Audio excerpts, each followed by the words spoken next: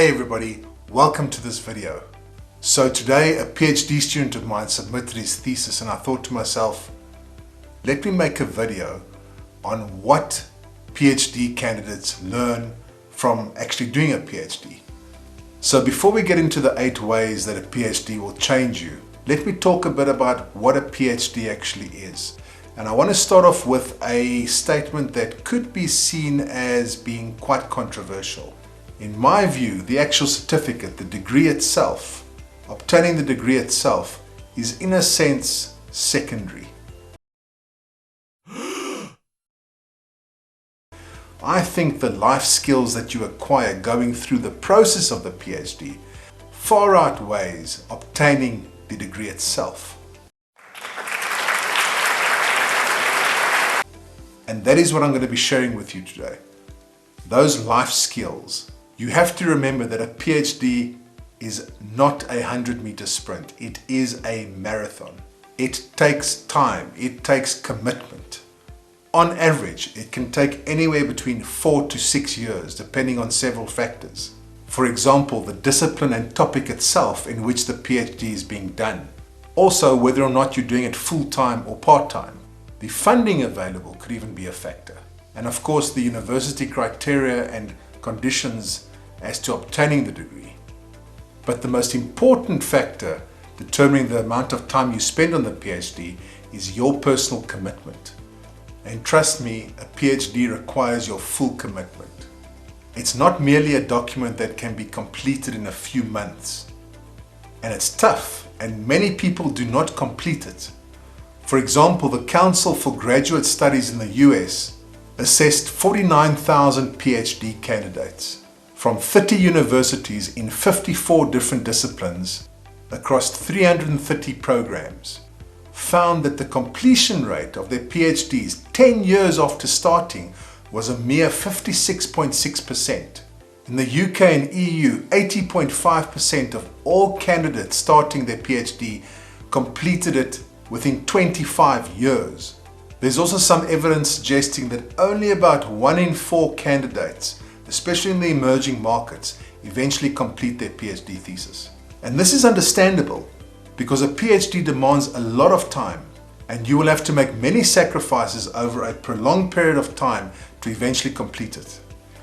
If one looks at all university entrants, only 1.1% of them eventually get a PhD in the ages of 25 to 64. And men do dominate the eventual graduates of PhDs. For example, 55% of all graduates in arts and humanities are men. 54% of all graduates in typical STEM subjects like technology, engineering, mathematics are men. 53% of all graduates in business administration and law are typically men. And 68% of all PhD graduates in engineering, construction and manufacturing are typically men.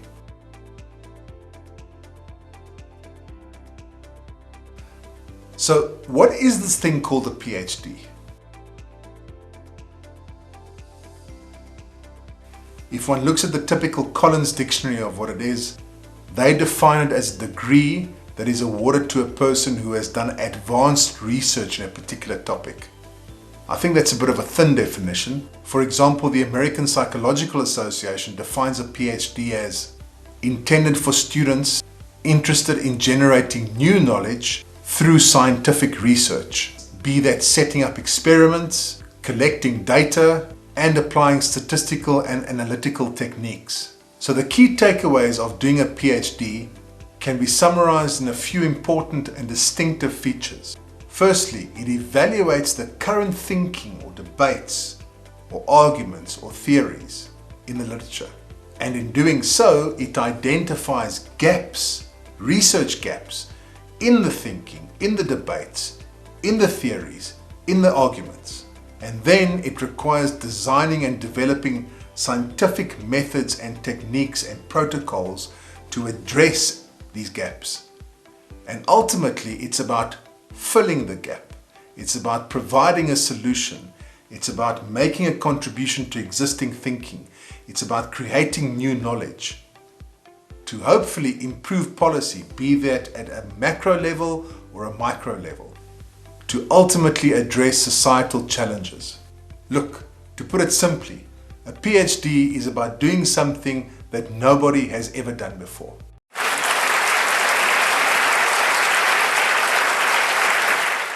But of course, being that simple doesn't actually mean it is simple. So it's about scientific research. It's about adopting accepted protocols and applying it in a way that ensures that your processes are robust and rigorous.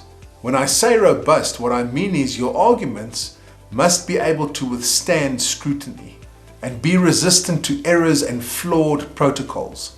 With regards to being rigorous, your research must be thorough, it must be trustworthy, it must be reliable, it must be valid, and it must be able to be repeated and get similar results.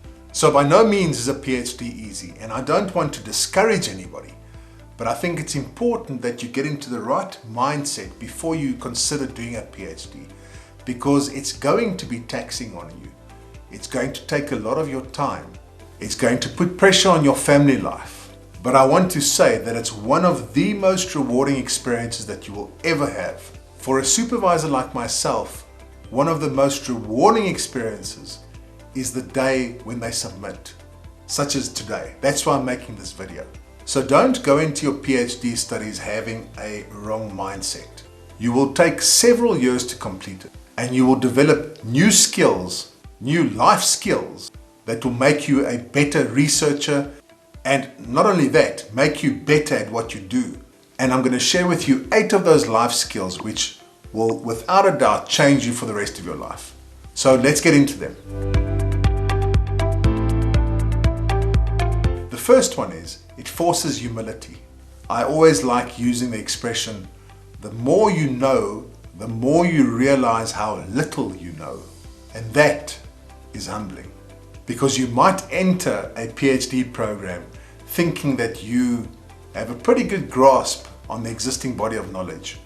But once you start working through the theories, the most important views on your topic, and years pass, you realize, but actually you knew nothing, or you knew very little. And that is a humbling experience. In the age that we are in, where information is ubiquitous, the layman in the street could know more on a particular topic than what you as a PhD candidate would know.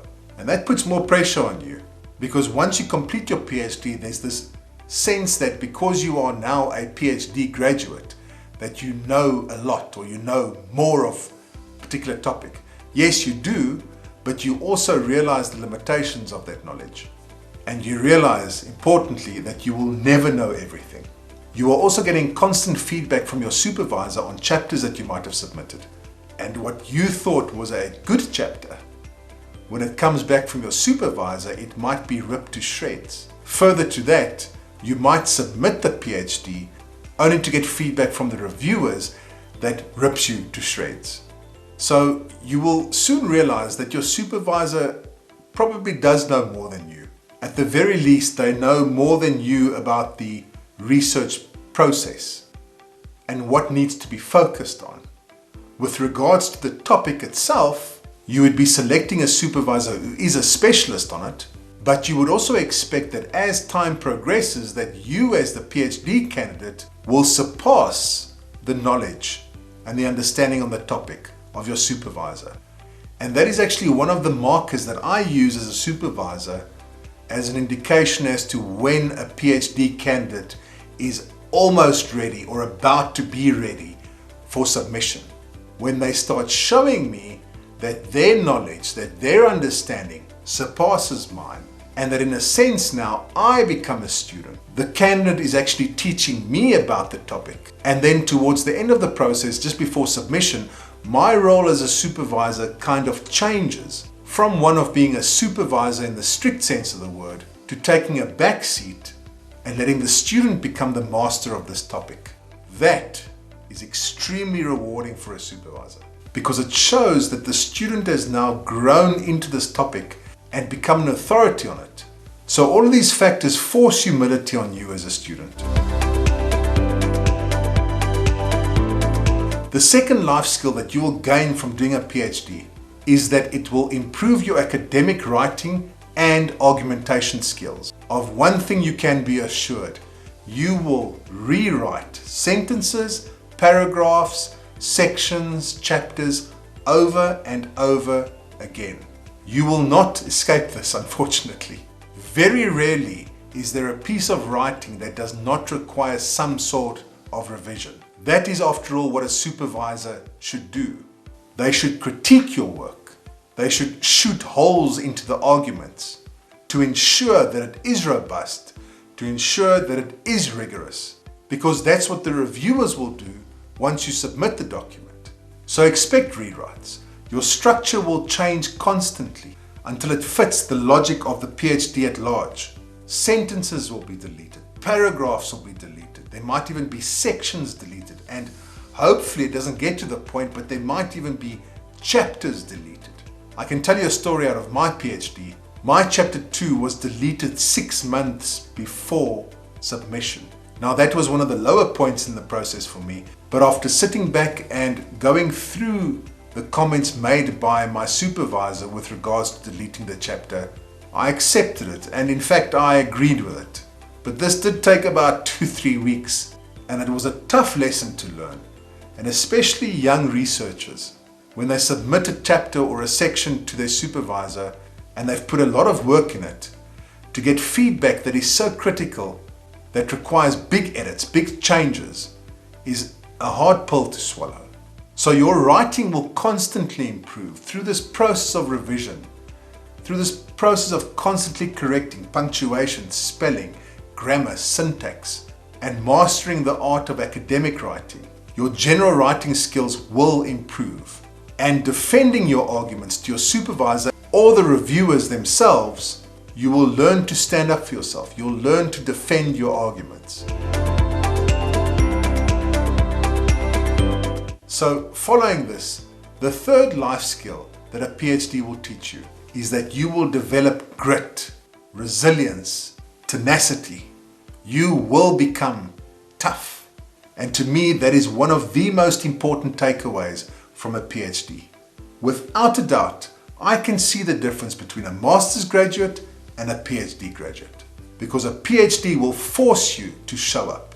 It will force you to step up to the plate, and it will force you to up your game.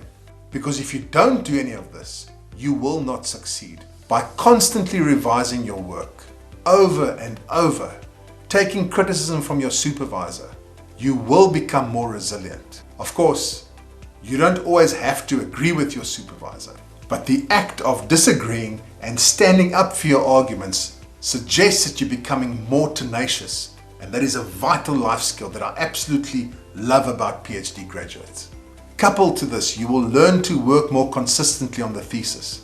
So by working on it more often, by revising it more often, by defending yourself more often, and on a continuous basis, from the beginning right to the end, you will become more thick-skinned. You will become more resilient. You will become more tenacious. And that is a life skill that you will use in your daily life for the rest of your life. The fourth life skill, you will learn to deal with rejection. You will get a lot of criticism on your work, but you will also learn to dust yourself off, and you will learn to incorporate that criticism. And then you will learn to move on, and you will notice the time it takes from the moment of rejection until moving on will reduce substantially as you go through the PhD process. So you will be rejected. Embrace it. Embrace the rejection. Accept it. It will happen. Pick yourself up and move on. The next life lesson is that you will realize what your limitations and strengths are. You do not and you will not know everything, and that is okay. It's okay to not know everything. And society puts a lot of pressure on PhD graduates in the sense that they're expected to know everything. So here's the thing. You might not know everything, but the process of a PhD teaches you to develop a framework of finding out the answers. In other words, you don't know everything, but you know where to find mostly everything. And I want to say anyone that studies, any student, whether it's at a bachelor level or a master's level or a PhD level, what I want to encourage you to do is to develop a frame of reference where you can find out the answers. So although you might not know the answer, you know where to find it. The next life skill: very few things become impossible. Let me rephrase that. No problem is too big anymore. In other words, your ability to solve a problem rises to a new level when you go through the PhD process. So by constantly working through those problems, which you will have in your PhD, you soon realize that the difference between solving a problem and not solving a problem might only be a matter of applying your mind. Whereas before doing a PhD, you might have seen a problem as being unsolvable. But in all my years of working with PhD students, I have never come across one that sees a problem as being insurmountable once they have completed their PhD. A PhD makes you an overcomer.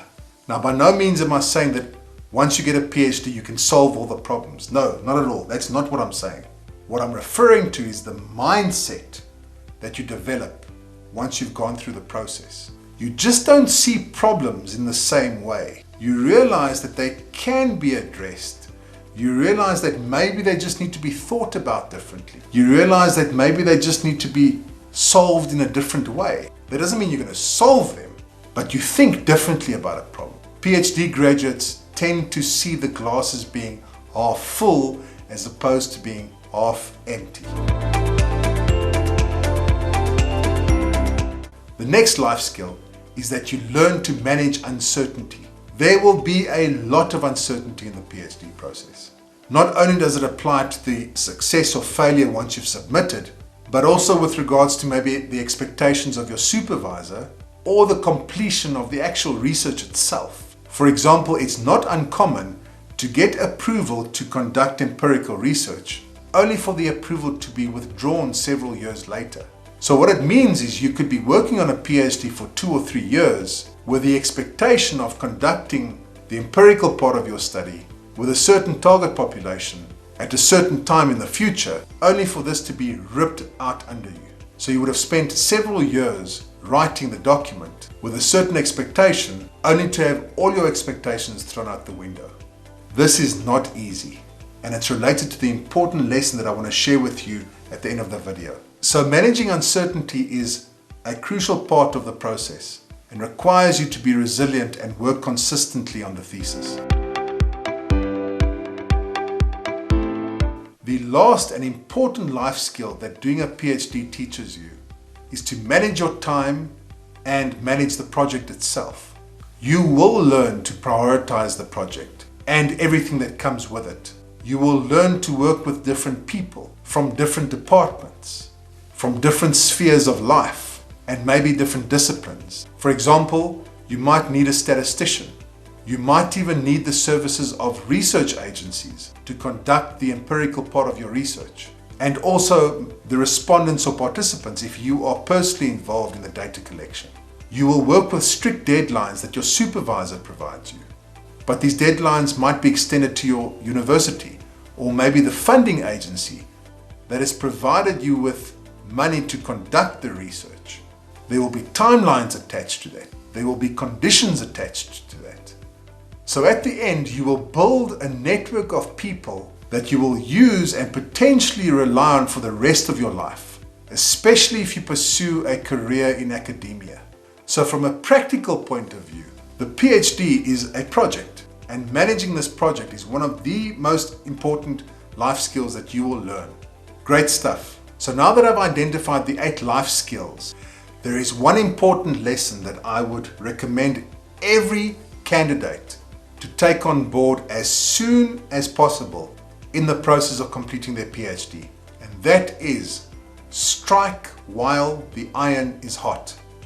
Commit to finishing your PhD in 3 years. Don't let too much time pass before your fire and enthusiasm fizzles out.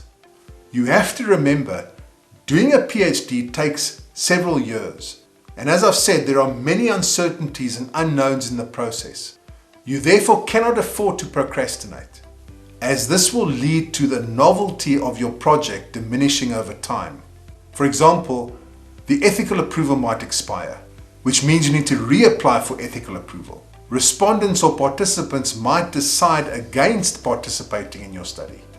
Events and society might gain new insights into a problem that might actually make your study obsolete. And other researchers might come up with findings that make your study obsolete. So taking too much time to finish might result in you wasting time. Don't waste time. Commit to finishing your PhD in 3 years. So we've come to the end of the video. Thank you for staying. I hope that you will be encouraged to pursue a PhD. It's tough, but it's so rewarding. If you enjoyed the video, please click the like and subscribe button and then ring that little bell as well, so that I can let you know when I drop my next video. I will then see you next time.